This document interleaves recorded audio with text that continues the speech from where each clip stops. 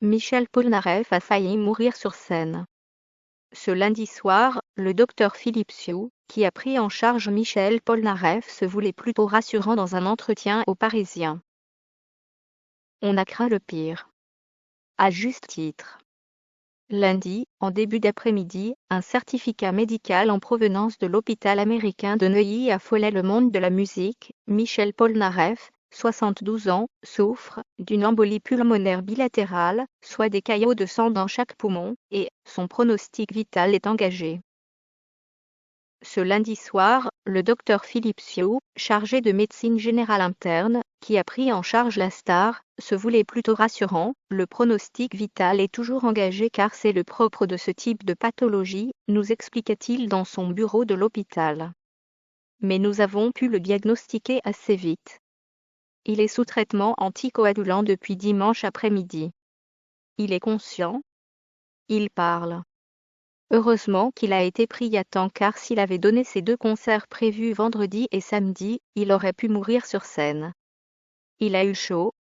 Il était au bord du précipice. Je me donne 48 heures pour me prononcer. En attendant, il reste bien sûr hospitalisé chez nous. Il guérira et rechantera sans séquelles.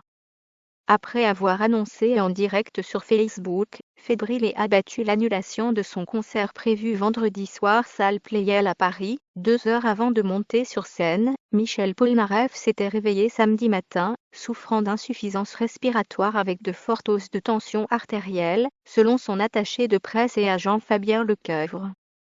C'est lui qui a contacté le docteur Sioux pour qu'il puisse l'examiner. Je l'ai trouvé en mauvaise forme, raconte le médecin. Mais ce qui était délicat, c'est qu'il ne se plaignait pas de douleur. Il était sous traitement antibiotique depuis une semaine pour des troubles respiratoires et ORL. Mais son état avait empiré malgré tout. J'ai alors demandé une batterie complète d'examens.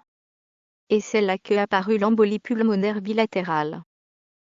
Michel Polnareff ne s'est pas ménagé en cette fin d'année. Sur scène, où il finissait sa tournée d'une 50aine de dates entamées en juin.